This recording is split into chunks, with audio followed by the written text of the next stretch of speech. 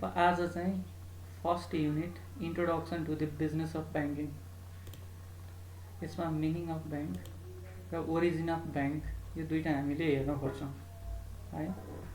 अब यो थ्योरी हो, ब्याङ्क भनेको के हो भन्ने कुराको डेफिनेसनहरू छ, अनि ब्याङ्क कसरी ओरिजिनेट भयो र त्यो सँगसँगै नेपालमा ब्याङ्क चाहिँ कसरी चाहिँ ब्याङ्कको चाहिँ के छ भने अर्थात् मोनिटरी ट्रान्जेक्सनको सुरुवात कसरी भएर अहिले के भइरहेछ भन्ने कुराको चाहिँ brief history of Nepalese banking system and evolution of banking system पनि हामी हेर्छौँ।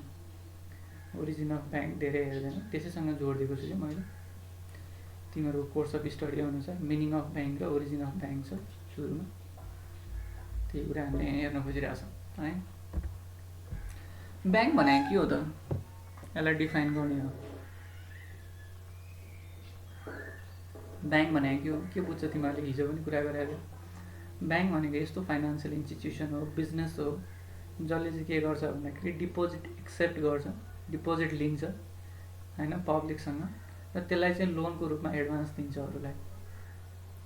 Which accept the deposit and advance the loan to the के छ desire customer, from accept the deposit from the depositor and advance the loan for the loan holder or loan asking client होइन त, यही कुरा हो। यहाँ simple एक एक लाइन लेख्दै गएको छु मैले है। ब्याङ्क भनेको चाहिँ त्यस्तो फाइनेन्सियल इन्स्टिट्युसन हो, वित्तीय संस्था हो, जुनको चाहिँ लाइसेन्स के को लागि छ भन्दा डिपोजिट रिसिभ गर्नु र लोन दिनको लागि चाहिँ लाइसेन्स उसले पाएको छ सरकारबाट, त्यो भन्यो है। A bank is a financial institution licensed to receive deposits and make loans. सुनिरहेछ है तिमीहरूले? सुनिरहेछ। डेफिनेसन हो, यहाँ धेरै कुरा छैन। त्यसपछि अझै यसलाई हामीले फर्दर भन्ने हो भने bank may also provide financial services such as wealth management. हाम्रो चाहिँ के छ, फिक्स डिपोजिटमा लगेर हामीले पैसा राख्दै त्यो म्यानेज गरिदिन्छ होइन, त्यो कुरा हो। हाम्रो फरेन एक्सचेन्ज म्यानेज गरिदिन्छ होइन, currency exchange and safe deposit boxes, हाम्रो चाहिँ लकर सुविधाहरू यसले दिन्छ भन्न खोजेको यसले है, यो पोइन्टले। There are several different kinds of banks including retail banks, commercial or corporate banks and investment banks. Retail banking भनेको होलसेल ब्याङ्किङ र रिटेल ब्याङ्किङ भने पछि हामी हेर्छौँ। रिटेल ब्याङ्किङ भनेको चाहिँ रिटेलर भयो, अहिले हामीले देखेको ब्याङ्कहरू सबै रिटेल ब्याङ्किङ हो। होलसेल ब्याङ्किङ पनि हुन्छ, हामीले पछि पढ्नुपर्छ। होलसेल ब्याङ्किङ भनेको ब्याङ्कहरूलाई मात्र लोन दिने गरी बनेको ब्याङ्कहरू नै हुन्छ कि होइन, ठुलो ठुलो इन्स्टिट्युसनलाई मात्र लोन दिने गरी बनेको ब्याङ्कहरू नै हुन्छ, त्यो हो। अनि कर्पोरेट ब्याङ्क यिनीहरू नै हो। इन्भेस्टमेन्ट ब्याङ्क भनेको चाहिँ अलिकति फरक हो। इन्भेस्टमेन्ट ब्याङ्कले चाहिँ फेरि के छ, इस्यु म्यानेजर अन्डर राइटरको काम पनि गर्छन्। कुनै पनि कम्पनीले नयाँ सेयरहरू डिबेन्चरहरू जारी गर्नु पऱ्यो, बोन्ड जारी गर्नु पऱ्यो भने त्यति बेला इन्भेस्टमेन्ट ब्याङ्करलाई चाहिँ हायर गरेर उसले इस्यु म्यानेजरको रूपमा अन्डर राइटरको रूपमा चाहिँ आफ्नो सबै सेक्युरिटिजहरू सेयरहरू चाहिँ उसैलाई दिन्छ बेच्दियो भनेर कि, त्यस्तो बेचिदिने काम गर्नेहरूलाई चाहिँ अरू स्टक र फाइनेन्सियल सेक्युरिटिजहरूसँग एसोसिएटेड भएर काम गर्ने ब्याङ्कहरूलाई चाहिँ हामीले इन्भेस्टमेन्ट ब्याङ्क भन्छौँ कि। यो हाम्रो कमर्सियल ब्याङ्कहरूले पनि स्टक त्यसपछि के छ फाइनेन्सियल सेक्युरिटिजहरूमा पनि लगानी गरेको चाहिँ हुन्छ होइन, तिनीहरूको पनि पोर्टफोलियोमा चाहिँ 15 to 25% त्यसमा पनि लगानी हुन्छ है। त्यो भएको कारणले गर्दाखेरि ब्याङ्क चाहिँ हामीले चाहिँ एउटा रिटेल ब्याङ्क भन्न सक्यो, कमर्सियल र कर्पोरेट ब्याङ्क भन्न सक्यो, इन्भेस्टमेन्ट ब्याङ्क भन्न सक्यो भन्न खोजेको। यी कुराहरू पछि आउँछ, यो भनेको के हो भन्ने कुरा डिटेलले पछि आउँछ है। त्यसपछि in most countries banks are regulated by the national government or the central bank. धेरै जसो देशमा चाहिँ के हुन्छ भन्दाखेरि ब्याङ्कलाई चाहिँ सरकारले रेगुलेसन गर्छ, नियमन गर्छ है। नेसनल ब्याङ्कले अरू सेन्ट्रल ब्याङ्कले गरेकै हुन्छ, नियमन गर्छ। किन गर्नुपर्छ भन्ने बारेमा मैले हिजो अलिअलि कुरा गरेको थिएँ। अब धेरै कुरा गरेँ मैले, 4वटा पोइन्ट भने एकदमै डिप पोइन्टहरू तिनीहरू। हामीले 5 वर्ष पढ्दै यी कुराहरू फेरि दोहोरिँदै जाँदा यो 4 वर्ष पढेर सिधाउँदाखेरि फेरि बुझिहाल्छ 5वटा सेमेस्टरमा होइन, 5वटा सब्जेक्टमा त्यो। अब गभर्मेन्टले र सेन्ट्रल ब्याङ्कले चाहिँ ब्याङ्कलाई रेगुलेट गर्नुपर्ने कारण भनेको चाहिँ because they use they use other money or other public money to make wealth होइन टु मेक वेल्थ तिनीहरूले चाहिँ वेल्थ आफ्नो वेल्थ बनाउनको लागि अरू पब्लिकको पैसा युज गर्ने भएको कारणले गर्दा उनीहरूलाई रेगुलेट गर्नुपर्छ मेन कुरा त्यही नै हो है त्यो रिस्की बिजनेस हो त्यसमा चाहिँ के छ भने अलिकति समस्या आउने बित्तिकै यता पब्लिकको पैसामा पनि समस्या आउँछ यता इन्भेस्टमेन्ट भएको हुन्छ त्यसमा पनि समस्या आउँछ र इकोनोमीमा नै समस्या आउने भएको कारणले गर्दा के छ भन्दाखेरि ब्याङ्कलाई चाहिँ सरकारले रेगुलेसन गरेको हुन्छ र सबै देशहरूमा रेगुलेट हुन्छ ब्याङ्क आइदर सेन्ट्रल ब्याङ्कले केन्द्रीय ब्याङ्कले चाहिँ गरेको हुन्छ नेपाल कन्टेक्समा नेपाल राष्ट्र ब्याङ्क सेन्ट्रल ब्याङ्क हो नेपाल राष्ट्र ब्याङ्कले होइन इन्डियन कन्टेक्समा आरबिआई भन्छ होइन रिजर्भ ब्याङ्क अफ इन्डिया त्यसले होइन अब अमेरिकन कन्टेक्समा फेडरल रिजर्भ ब्याङ्क भन्छ होइन फेडरल रिजर्भ ब्याङ्कले चाहिँ रेगुलेट गरे हुन्छ है र नेसनल गभर्मेन्टकै रिप्रेजेन्टेसन हो त्यो सेन्ट्रल ब्याङ्कहरू भनेको नि गभर्मेन्टको नै युनिट हो त्यो गभर्मेन्टकै के छ भन्दाखेरि पोलिसिजमा गभर्मेन्टकै के छ भन्दाखेरि चाहिँ बिहाफमा काम गर्ने ब्याङ्क हो है जेनरली सेन्ट्रल ब्याङ्क अर्थ मन्त्रालय मिनिस्ट्री अफ फाइनेन्सको अन्डरमा हुन्छ वित्त मन्त्रालय या अर्थ मन्त्रालयको अन्डरमा चाहिँ सेन्ट्रल ब्याङ्क हुन्छ है त्यो कुरा हामीले बुझ्नु पर्यो अब banks make profit by charging more interest to borrower than they pay on saving accounts simple कुरा प्रफिट कसरी कमाउँछ पैसा कसरी बनाउँछ ब्याङ्कले नाफा कसरी बनाउँछ भन्दाखेरि चाहिँ बरोवर उनीहरूसँग बरो गरेको लोन होल्डरहरूलाई होइन लोन लिएर गएकाहरूलाई चाहिँ धेरै इन्ट्रेस्ट चार्ज गर्छ भने थोरै के छ भने उसको सेभिङ गर्न आएको सेभिङ एकाउन्टमा भएको उनीहरूको डिपोजिट होल्डरलाई थोरै इन्ट्रेस्ट पे गरेर उनीहरूले प्रफिट जेनेरेट गर्छ सिम्पल कुरा हो अब ब्याङ्क भनेको चाहिँ यसरी नै डिफाइन गर्ने हो है तिमीहरूले ब्याङ्क भनेको चाहिँ यसले डिपोजिट रिसिभ गर्छ यसले के गर्छ भन्दा लोन दिन्छ त्यो कुरा बुझ्नु पऱ्यो यसले वेल्थ म्यानेजमेन्ट गर्छ यसले सेफ डिपोजिट बक्सेसहरू युज गर्छ यसले करेन्सी एक्सचेन्जको फेसिलिटी दिन्छ त्यो कुरा बुझ्नु पऱ्यो दुई लाइन अर्को लाइनमा त्यो लेख्नु पऱ्यो होइन त्यसपछि के छ ब्याङ्क कमर्सियल ब्याङ्कहरू हुन्छ डेभलपमेन्ट ब्याङ्क हुन्छ कर्पोरेट ब्याङ्क हुन्छ भनेर इक्जाम्पल दिनु पऱ्यो ब्याङ्कलाई सरकारले रेगुलेसन गर्छ भन्नु पऱ्यो रेगुलेसन गर्नुको कारण राख्न सक्यो भने राम्रो नभए पनि केही छैन होइन त्यसपछि के छ ब्याङ्कले प्रफिट कमाउने भनेको चाहिँ इन्ट्रेस्ट बरोरहरूलाई हायर पे चार्ज लगाउने रिसिभ गर्ने र के छ भने आफ्नो सेभिङ एकाउन्टमा भएका डिपोजिट होल्डरहरूलाई चाहिँ थोरै चार्ज गर्ने गरी उनीहरूले नाफा कमाउँछ भनेर चाहिँ हामीले यसरी चाहिँ सर 5वटा पोइन्टमा लेख्यो भने ब्याङ्कको डेफिनेसन पुगिहाल्छ है सोध्नु सक्छ फर्स्ट युनिटबाट यो चाहिँ अलिकति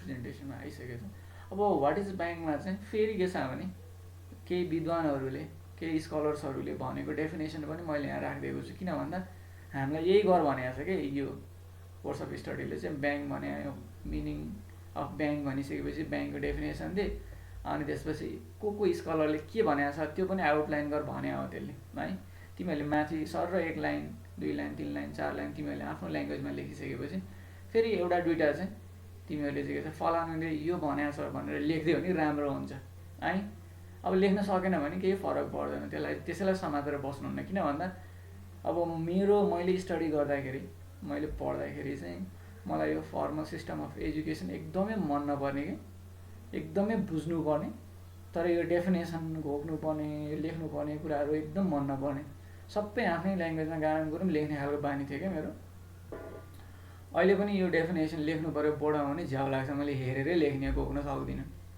है त्यस्तो खालको छ कि बानी तर मिनिङ भन्न जाने भने आफ्नै तरिकाले लेखे पनि हुन्छ यो ब्याङ्क भने यो त हो नि भन्ने कुरा बुझिसकेपछि आफ्नो तरिकाले लेख्यो होइन त्योसँग रिलेटेड 4-5वटा पोइन्टलाई आउटलाइन गरेर त्यसपछि यो पनि तिमीहरूले होइन पिए स्यामुल्सनले चाहिँ यो भनेको छ bank provides services to its client and in return receive perquisites in different form भनेर चाहिँ यो भनेको छ भनिदियो भने अब यसलाई डिफाइन गर्ने भने यसको के छ भन्दाखेरि यो त एकदम सर्टकटमा यसले भनिदियो यसलाई फेरि डिफाइन गर्ने नि लङ हुन्छ होइन सर्भिसेस टु द क्लाइन्ट भने के सर्भिस प्रोभाइड गर्छ त्यो कुरा डिफाइन गर्नु मिल्यो होइन return and in return receives perquisites in different forms भन्यो भने के प्रिक्विटिज यिनीहरूले रिसिभ गर्छ त्यो सबै भन्न मिल्छ होइन यही डेफिनेसनलाई पनि धेरै डिफाइन गर्न मिल्छ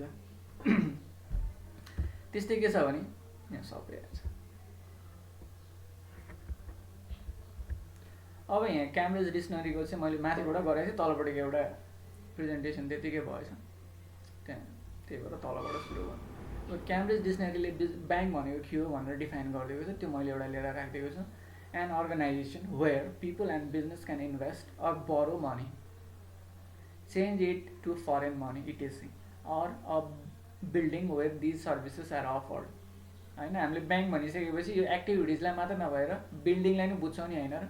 लिटरल्ली त त्यो पनि बुझ्छौँ। ब्याङ्क भन्ने बित्तिकै ऊ त्यहाँ ब्याङ्क खुलिएको छ भन्छ नि, त्यो बिल्डिङलाई नै हामीले ब्याङ्क भन्ने बुझ्छौँ, होइन? यस्तो एक्टिभिटिजहरू हुने जहाँ चाहिँ के छ भन्दाखेरि आफूसँग पैसा छ भने लगेर लगानी गर्नु मिल्ने, फिक्स डिपोजिटमा राख्नु मिल्ने। ब्याङ्कले चाहिँ के छ, अरू फाइनेन्सियल सर्भिसेसहरूमा पनि लगानी गरिदिन्छ इन्भेस्टरको बिहाफमा। इन्भेस्टमेन्ट ब्याङ्करहरूले त्यो गर्छन् है, इन्भेस्टमेन्ट ब्याङ्कले त्यो गर्छ। मसँग पैसा छ, इन्भेस्टमेन्ट ब्याङ्कलाई चाहिँ मेरो पोर्टफोलियो म्यानेज गरिदियो भनेर दिन मिल्छ इन्भेस्टमेन्ट ब्याङ्कहरू। अब नोबेल इन्भेस्टमेन्ट कम्पनी भनेर खोलेको छ, नोबेल ब्याङ्कले आफ्नो सब्सिडारी कम्पनी, त्यो कतै तिमीले फाइनेन्समा पढाएको कि छैन, होइन? आफ्नो त्यो ब्याङ्कहरूले चाहिँ सब्सिडारी कम्पनीहरू, क्यापिटल कम्पनीहरू चलाइरहेछन्, तिनीहरूलाई इन्भेस्टमेन्ट ब्याङ्क भन्छ कि। नोबेल इन्भेस्टमेन्ट कम्पनी छ, एनआइसिआइसिआई क्यापिटल लिमिटेड छ, होइन? त्यसपछि एस क्यापिटल लिमिटेड छ। तिनीहरू चाहिँ के छ भने त्यो एस ब्याङ्कको या अहिले चाहिँ त्यो इन्भेस्टमेन्ट ब्याङ्कको अन्डरमा छ, नेपाल इन्भेस्टमेन्ट ब्याङ्कको, त्यसको अन्डरमा भएको त्यो एस क्यापिटल लिमिटेडले चाहिँ त्यो हामीले त्यहाँ गएर डिम्याट एकाउन्ट खोल्ने अनि त्यहाँ गएर पैसा जम्मा गरेर चाहिँ के छ भने सेयरहरू किन्ने बेच्ने गर्नु मिल्छ कि।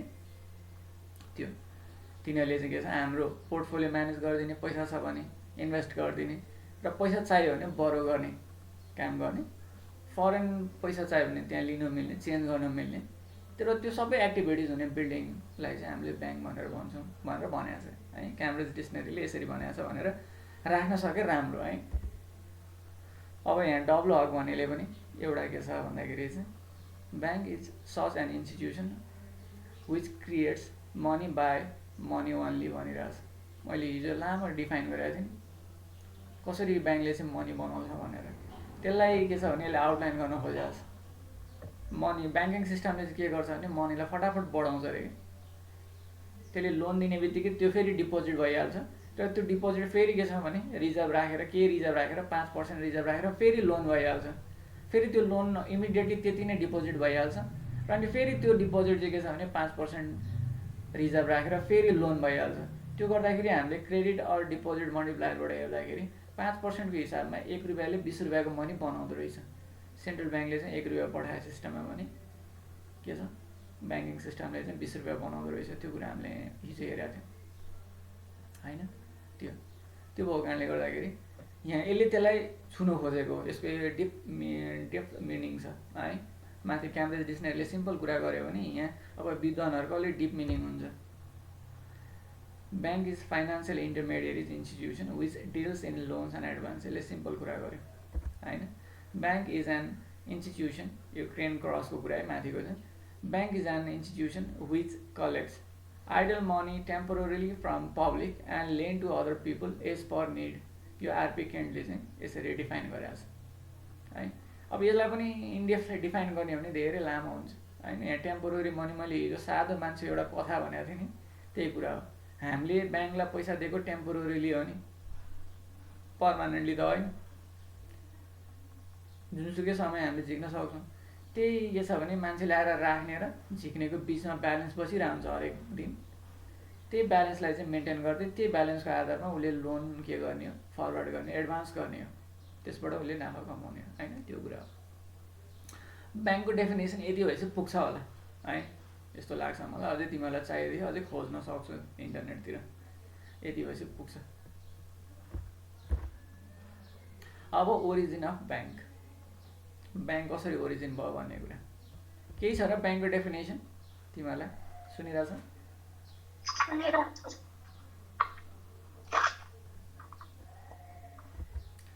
अब हामी जान्छौँ ओरिजिन अफ ब्याङ्क। ब्याङ्क कहाँबाट आयो त भन्ने कुराहरू। अब यसको पनि लेख्दै जाने नै थुप्रै हुन्छ, तैपनि तिमीहरूको इक्जामलाई ठ्याक्क हुने गरी अझै धेरै भयो भने अझै घटाउँदा नि हुन्छ है। कति मार्क्समा सोध्छ त्यो अनुसार लेख्ने हो, तिमीलाई त्यो टाइम अनुसार हुन्छ। तिमीसँग मार्क्स कतिको छ, कति टाइम छ, त्यो मार्क्सको टाइम वेट कति हुन्छ, त्यो अनुसार लेख्ने हो। सबै लेख्नु पऱ्यो नि, होइन? एउटा मात्रै लेखेर भएन। अब ब्याङ्कको ओरिजिनेसन भनेको चाहिँ पहिला सुरु के छ भन्दाखेरि सम राइटर भन्ने एउटाले एउटा थोक भनेको छ, एउटाले एउटा थोक भनेको छ, खोज्ने हो भने दिमाग धेरैतिर जान्छ। त्यही भएर मैले यहाँ यसले यो भनेको छ भन्नुभन्दा नि सम राइटर भन्ने। अब तिमीलाई राइटर पनि भन्नु मन लागेन भने पनि के छ भने ब्याङ्क भनेको चाहिँ डिराइभ फ्रम ब्याङ्कको ब्याङ्कस, ब्याङ्क अर ब्याङ्क, यिनीहरू यो डिफ्रेन्ट ल्याङ्ग्वेजमा हो है, एउटा ल्याटिन ल्याङ्ग्वेजमा होला, एउटा फ्रेन्चमा होला, यो के हो होइन।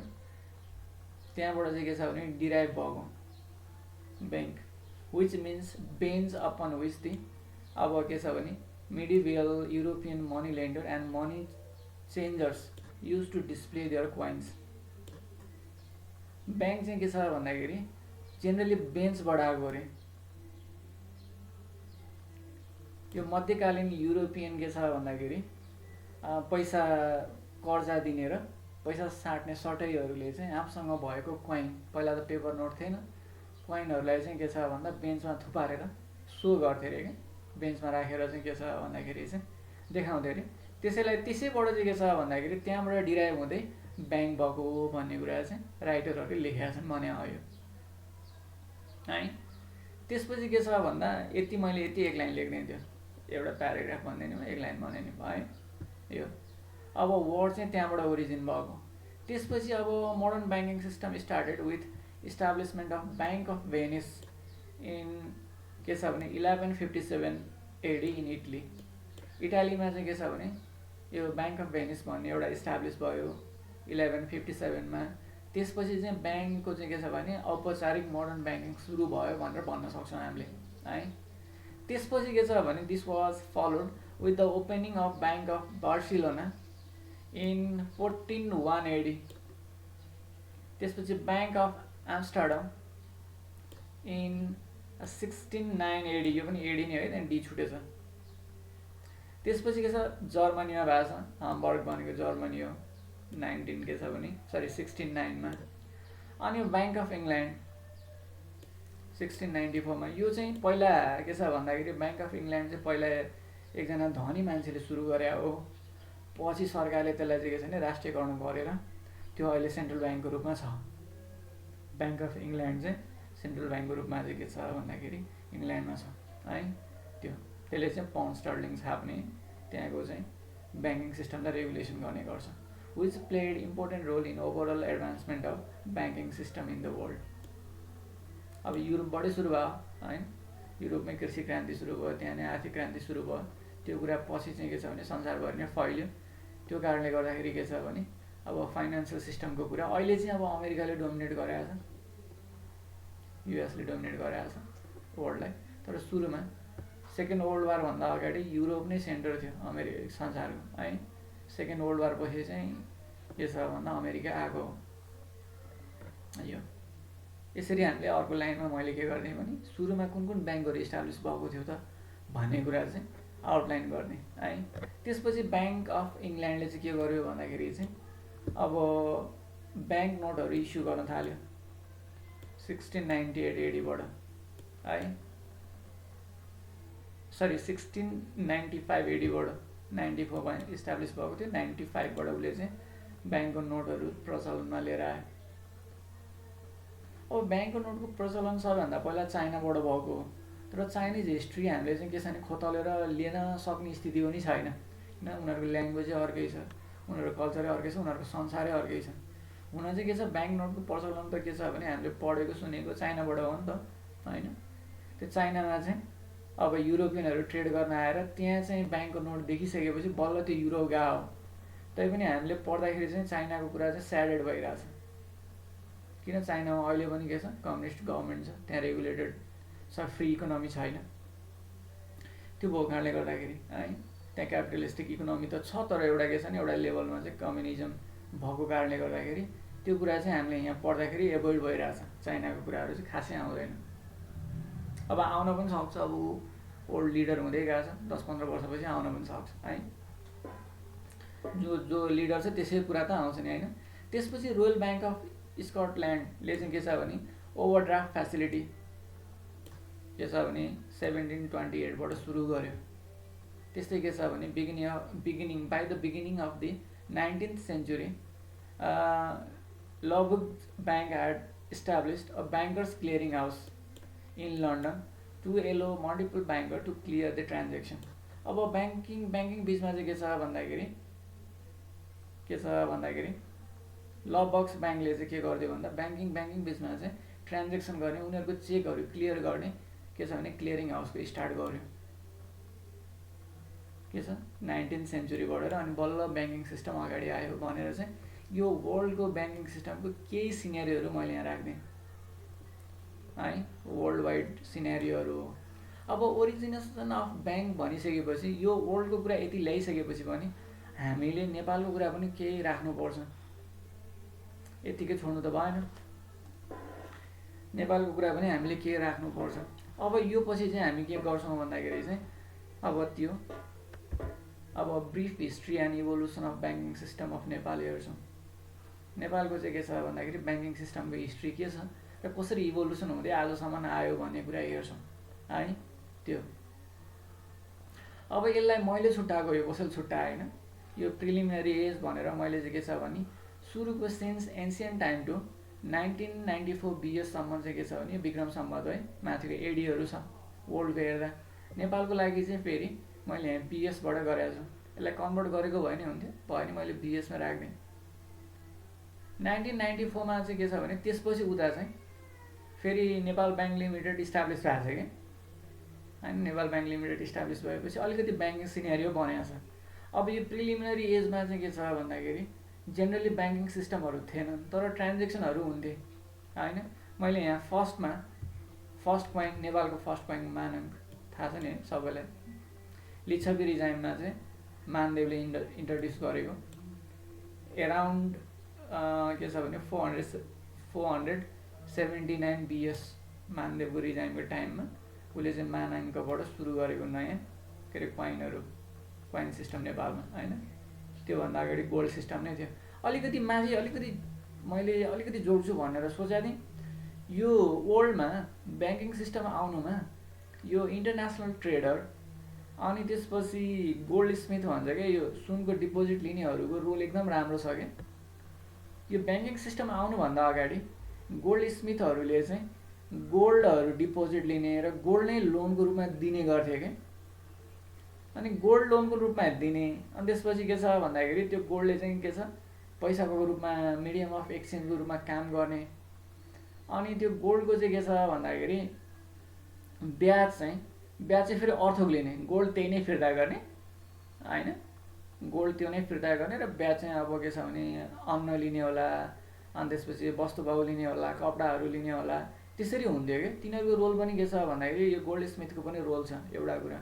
अर्को कुरा के छ भने ट्रेडरहरू हुन्छ नि, ट्रेडर एउटा देशबाट अर्को देशमा ट्रेडिङ गर्दाखेरि चाहिँ अब यो एउटा देशमा कुनै कुरा सस्तो हुने, अब नेपालमा पनि उन र सुन साट्ने कुरा थियो होइन। लासाबाट उन सुनहरू आउँथ्यो, नेपालबाट कला कौशलहरू जान्थ्यो होइन लासातिर, उत्तर तिब्बततिर होइन। यसरी चाहिँ के छ भने फरेन ट्रेडरहरूको चाहिँ रोल छ है। त्यो कुरा पनि अलिकति भनिदिइराखेँ मैले त्यो। अब हामीले यहाँ नेपालको कन्टेक्समा चाहिँ सुरुमा नेपालको चाहिँ ब्याङ्किङ सिस्टम मोनिटरी सिस्टम कुरा गर्ने बित्तिकै मानाङ्क आउँछ क्या। लिच्छवी रिजाइमबाट चाहिँ सुरु भएको मानाङ्कले चाहिँ मानाङ्क भनेको चाहिँ फर्स्ट पोइन्ट हो, त्यो चाहिँ मानदेवले इन्ट्रोड्युस गरेका होइन, त्यो थाहा भएकै कुरा हो। अब मल्ल रिजाइममा चाहिँ के छ भन्दाखेरि यो टङ्कधारी भन्ने एउटा के छ भने कम्युनिटी थियो नेपालमा। त के थियो कम्युनिटी सिस्टम अनुसार सबै कुरा चलेको थियो नि पहिला। यो कम्युनिटीले चाहिँ के गर्ने भने खेतजोत गर्ने, यो कम्युनिटीले पढाउने पुरै काम गर्ने, यो कम्युनिटीले चाहिँ प्रशासनको काम गर्ने, प्रशासन गर्ने, के छ आर्मी हुने, राजा हुने होइन। यो कम्युनिटीले चाहिँ यस्तो काम गर्ने कम्युनिटी बेसमा थियो नि त पहिला त हाम्रो जात अनुसार होइन। त्यसरी नै के थियो भने एउटा टङ्कधारी भन्ने एउटा कम्युनिटी थियो। त्यसैले के गर्थ्यो भन्दाखेरि चाहिँ मनी लेन्ड गर्ने र त्यहाँबाट चाहिँ के छ भन्दाखेरि जसलाई चाहिँ चाहिएको छ त्यसलाई चाहिँ मनी लेन्ड गर्ने, उनीहरूसँग पैसा हुन्थ्यो, अरू पब्लिकको पैसा उठाएर होइन कि आफ्नै पैसा लेन्ड गर्ने र त्यसबाट ब्याज लिने, त्यो गर्ने गर्थ्यो है। तिनीहरूलाई त्यो गर्नलाई चाहिँ राइट दिएको थियो। अब पृथ्वीनारायण शाहले चाहिँ कौशी तोसखाना भन्ने चाहिँ के छ भने एउटा तोसखाना भन्ने एउटा चाहिँ के छ सरकारी अड्डा बनाएको थियो, जसले चाहिँ के छ भने फाइनेन्सियल ट्रान्जेक्सनहरू हेर्थ्यो त्योभन्दा अगाडि। त्यस्तै जङ्गबहादुर राणाले पनि के छ मुल्की खाना भनेर चाहिँ बनाएका थिए त्यसले चाहिँ के छ भन्दाखेरि कौशितोष खानालाई नै चेन्ज गरेर मुलुकी खाना बनायो। त्यसले चाहिँ के छ भने ओभरअल पैसाको सर्कुलेसनहरू हेर्थ्यो। त्यसपछि चन्द्र शमशेरले चाहिँ सटही खाना भनेर यही मुलुकी खानाको अन्डरमा के छ भने नेप्लिज रुपिज र इन्डियन रुपिज साट्ने ठाउँ इन्डियाबाट आउनेहरूले के छ यो चन्द्र शमशेरको पालासम्म अब त्यति बेलासम्म के थियो नेपालबाट चाहिँ अब गोर्खा भर्ती खुलिसकेको थियो होइन। हाम्रो सुगौली सन्धिपछि ब्रिटिसहरूले गोर्खा भर्ती खोलेको थियो। त्यताबाट चाहिँ गोर्खामा काम गरेर आउनेहरूले चाहिँ इन्डियन रुपिजहरू लिएर आउँथ्यो नेपालमा। तिनीहरूलाई चाहिँ त्यो इन्डियन रुपिज अनि इन्डियन कोइनहरूलाई चाहिँ नेप्लिज रुपिजमा साट्ने, नेपालबाट चाहिँ अब इन्डियामा काशी होला अन्त कहाँ तीर्थव्रत गर्न जाने मान्छेहरूलाई पैसा चाहिन्थ्यो। त्यसरी साट्ने व्यवस्था चाहिँ के छ भन्दाखेरि सटही खानाको व्यवस्था चाहिँ चन्द्र शमशेरले गरे हुन् है। त्यसपछि रणदीप सिंहले चाहिँ तेजारथ अड्डा भन्ने चाहिँ थियो, त्यो चाहिँ त्यसले चाहिँ के छ भने पब्लिकलाई चाहिँ लोन दिन्थ्यो।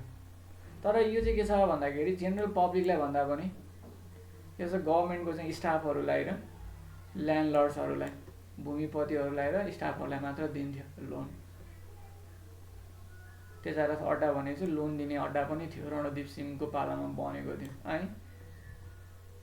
त्यो यसरी चाहिँ हामीले चाहिँ यो प्रिलिमिनरी एजमा यी कामहरू हुन्थ्यो भनेर मैले 4-5वटा पोइन्ट यहाँ राख्ने। अरू पोइन्टहरू पनि छ, राख्न सकिन्छ है, खोज्ने हो भने अरू पोइन्टहरू चाहिँ यति भएपछि पुग्छ तिमीहरूलाई।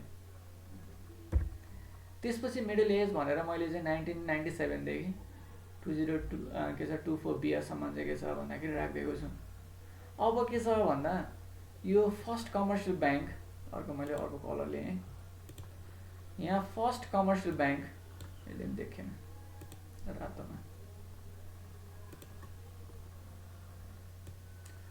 नेपाल ब्याङ्क लिमिटेड चाहिँ 1997 मा इस्टाब्लिस भएको हो। यो के छ भने सेमी गभर्मेन्ट ब्याङ्कको जसरी थियो पहिला, गभर्मेन्टकै हो हुन चाहिँ होइन, केही सेमी थियो, केही अरूले पनि लगानी गरेका थिए। त्यसमा चाहिँ मेटालिक कोइन वर्थ एनआरएस के छ भन्दाखेरि 10 मिलियन, 1 करोडको चाहिँ के छ भने अथोराइज क्यापिटल राखेर यो ब्याङ्क सुरु भएको थियो। त्यसपछि चाहिँ नयाँ ब्याङ्किङ सिस्टम मिडल एज सुरु भएको हो है।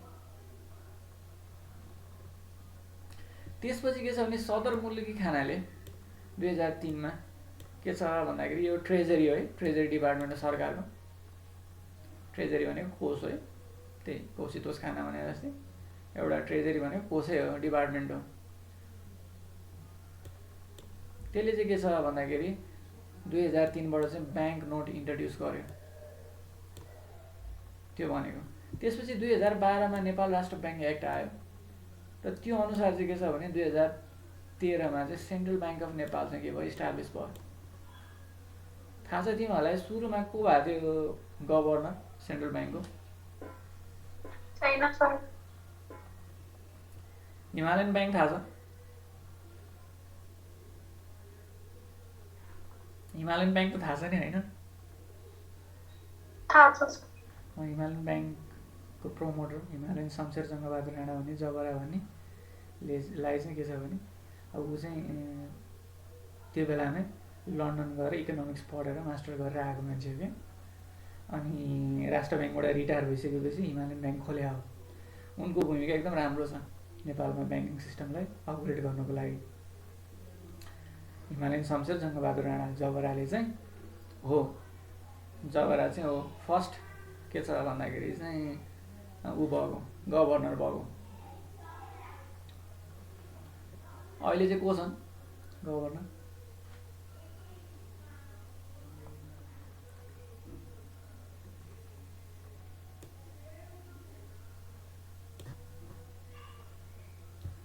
समथिङ शर्मा छ नि, महादेव महेश्वर शर्मा है के भन्ने छ, महाबाट आउँछ।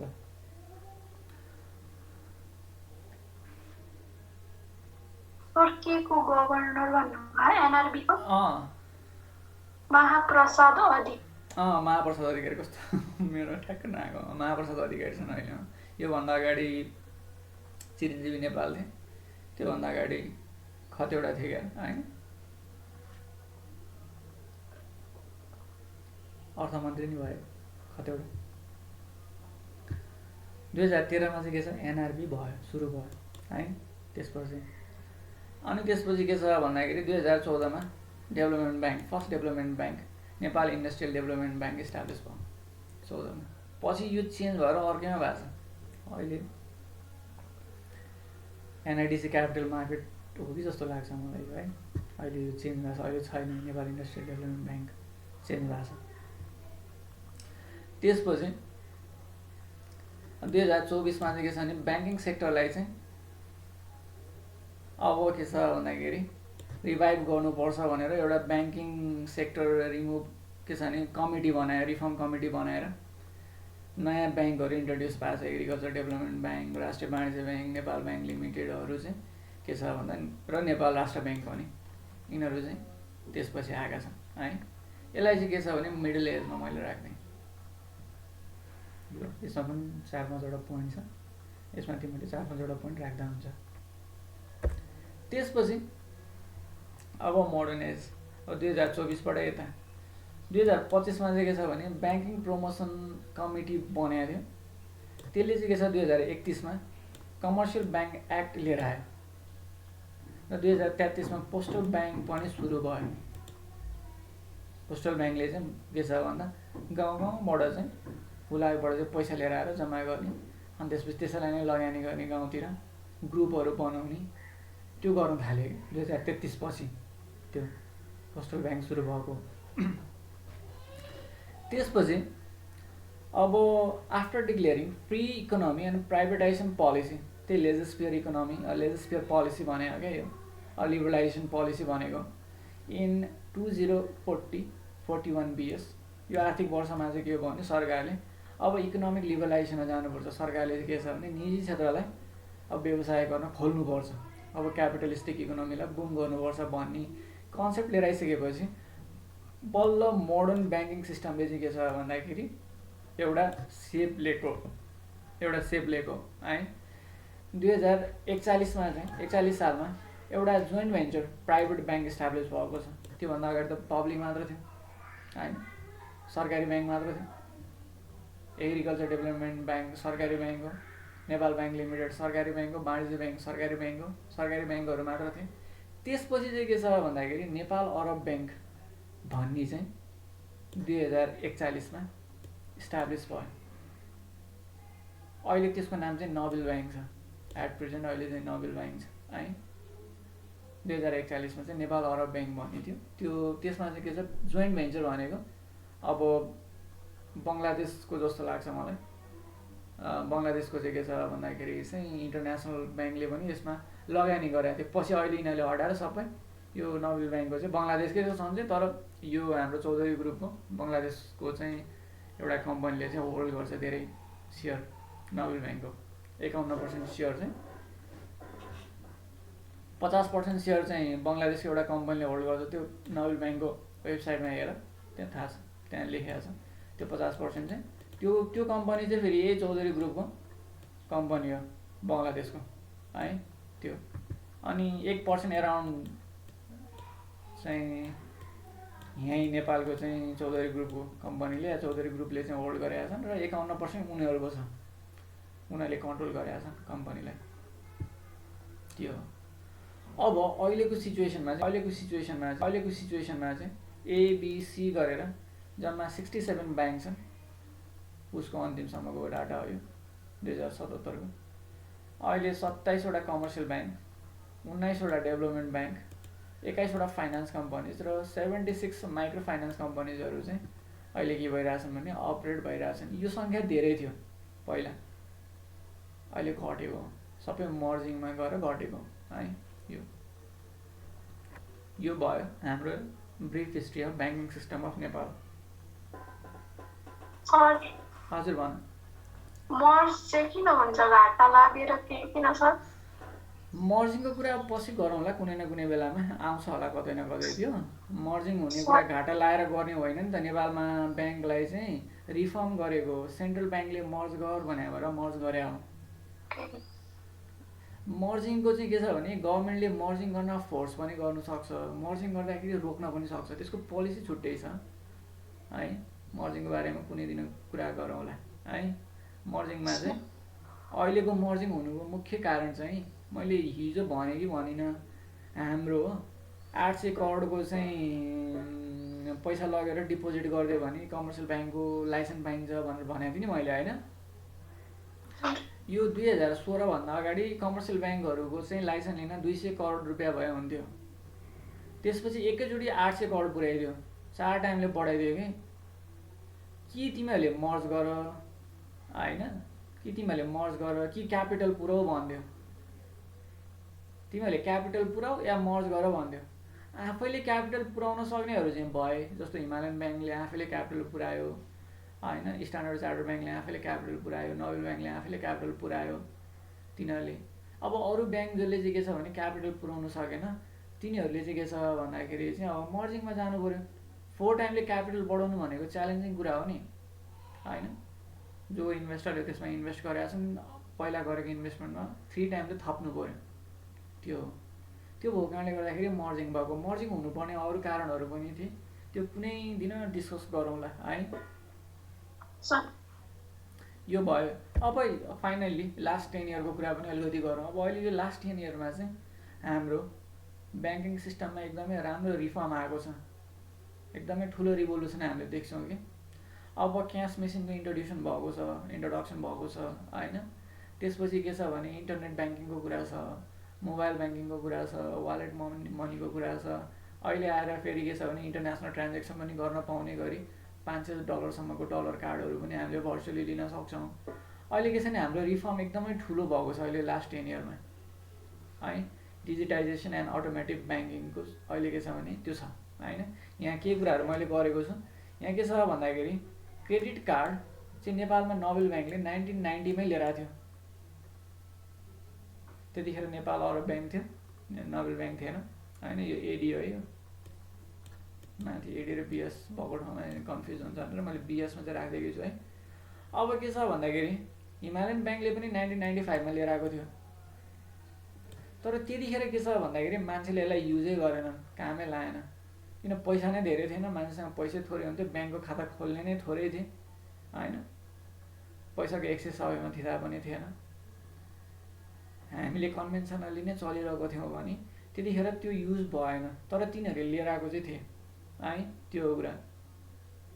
अहिले चाहिँ के छ भने पर 10,000 अडल्ट हाम्रो चाहिँ 10,000 अडल्टमा चाहिँ के छ भन्दाखेरि 9वटा एटिएम पर्छ अरे क्या। अहिले चाहिँ भन्दा धेरै भनेको छ, है? अहिले यस्तो भइसक्यो, अहिले चेन्ज भइसक्यो सिस्टम भन्न खोजेको हो। अहिले चाहिँ के छ भन्दाखेरि चाहिँ 68 लाख के छ 19,602वटा डेबिट कार्ड इस्यु भएको छ अरे डिसेम्बर 2019सम्म।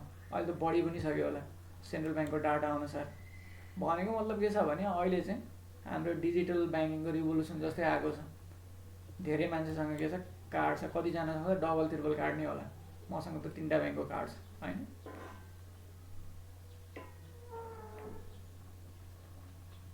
अहिले फेरि के छ भन्दाखेरि चाहिँ यहाँ क्यास मेसिनहरू युज गर्ने, पिओएस मेसिन भन्छ कि, point of sale machine use गर्ने गरी तिमीले चाहिँ सामान किन्दाखेरि स्वाइप गरेर पैसा तिर्न सक्ने भइसकेको छ भन्ने कुरा मैले यहाँ राख्ने, है? अब मोबाइल एन्ड इन्टरनेट ब्याङ्किङ पनि सुरु भएको छ नेपालमा, होइन? त्यसको पनि राम्रै के छ भने चहल पहल छ। यो मोबाइल इन्टरनेट ब्याङ्किङ पनि कुमारी ब्याङ्कले लिएर आएको सबैभन्दा पहिला इन्टरनेट ब्याङ्किङ 2002मा, लक्ष्मी ब्याङ्कले लिएर आयो, त्यसपछि एसएमएस ब्याङ्किङ 2004मा।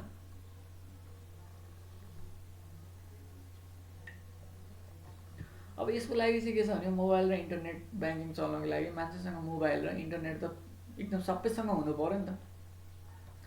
त्यसपछि के छ भने त्यसको रेन्ज बढ्यो नि। तिमीहरूले कतिको थाहा पाउँछौ, यो 62-63को आन्दोलनभन्दा अगाडिसम्म हाम्रो नेपालमा चाहिँ ब्याङ्किङ सिस्टम यो लेभलमा ग्रोथ भएकै थिएन। सबैको हातमा मोबाइल पनि थिएन, भए पनि आउनु त लाग्थ्यो त्यतिखेर। तर यो उसको कारणले गर्दाखेरि, द्वन्द्वको कारणले गर्दा सरकारले सबै रेगुलेसन गरेर धेरै दिएकै थिएन, खोलेकै थिएन। त्यो शान्ति प्रक्रियाबाट अहिले अब कति वर्ष भयो, 63बाट यो 10-15 वर्ष भयो। त्यसपछि हामीले म्यासिभ ग्रोथ देखाएको छौँ कि सबै सेक्टरमा। यो भन्ने पर्दैन, हामीले चाहिँ के छ भन्दाखेरि सबै सेक्टरमा एकदमै ठुलो ग्रोथ देखाएको छौँ।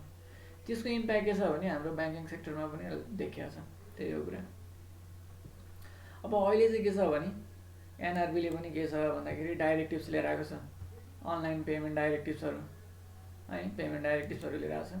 त्यसले गर्दाखेरि चाहिँ के छ भने ग्लोबल ट्रेन्ड नेपालमा पनि आइरहेको छ। सबैभन्दा पहिला अनलाइन पेमेन्ट गेटवे लिएर आउने ई सेवा हो नेपालमा। अहिले त धेरै छन् नि है, धेरैले लिएर आएको छ। यो के छ भन्दाखेरि अनलाइन पेमेन्ट गर्ने भनेर कनेक्ट आइपिएस छ, खल्ती छ होइन, प्रभु पे छ भन्दै थुप्रै छन्। भोलि पर्सि हामी त्यसमा फेरि हेर्छौँ कुन कुन कम्पनीले के गरिरहेछ भन्ने कुरा होइन, ती कम्पनीहरू छ। अब यो ई सेवाले चाहिँ के छ भन्दाखेरि अनलाइन बिलहरू पे गर्ने कुराहरूलाई चाहिँ के छ भने प्रमोट गरिरहेछ। अब अहिले चाहिँ ई सेवा र अदर एजेन्सीहरूले चाहिँ के गरिरहेछन् भने सबै कमर्सियल ब्याङ्कहरूसँग चाहिँ पार्टनर गरेर तिनीहरूले चाहिँ के छ भने यस्तो पेमेन्ट भेन्डरिङको कामहरू गरिरहेछन्। त्यसबाट चाहिँ हामीले के छ मोबाइल रिचार्ज गर्न सकिरहेछौँ, इलेक्ट्रिसिटी खानेपानीको बिलहरू तिर्न सकिरहेछौँ, डिटिएस आइपिएस बिलहरू तिर्न सकिरहेछौँ होइन। अब मुभी टिकट्सहरू, फ्लाइट टिकट्सहरू, होटल टिकटहरू हामीले चाहिँ होटलहरू अनलाइन बुकिङ गर्न सकिरहेछौँ यिनीहरूको कारणले गर्दाखेरि है। अब अझै यसमा चाहिँ के छ भने अहिले $500 खर्च गर्न पाउने गरी के छ भन्दाखेरि हामीले डलर कार्ड पनि ल्याएको अहिले चाहिँ सरकारले, त्यो पनि यो आर्थिक वर्षबाट हो है भन्ने कुरा पनि राख्दा हुन्छ। यो आर्थिक वर्षबाट चाहिँ सरकारले चाहिँ अहिले आउने यो अहिले आएको चाहिँ मोनेटरी पोलिसीबाट चाहिँ सुरु भएको हो। $500 चाहिँ हामीले अनलाइनमा चाहिँ फरेन गुड्स पनि किन्न सक्ने गरी के छ भने अहिले त्यस्तो खालको चाहिँ अब अनलाइन सेवा आएको छ, त्यसलाई पनि हामीले राख्दा हुन्छ। यसरी चाहिँ हाम्रो के छ भन्दाखेरि सुरुमा मानदेवको पालादेखि आएर अहिलेसम्मको कुरा मैले समराइज गर्दै, ठिक छ है। ल पुग्यो होला आजलाई।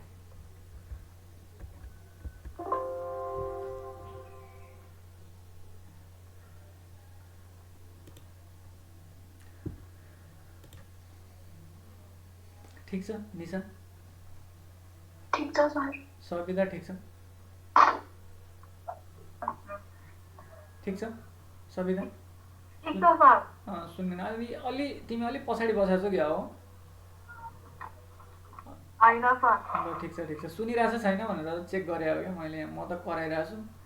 अब तिमीहरूले चाहिँ सुनेको छैन मेन कुरा त्यो। ल भन त।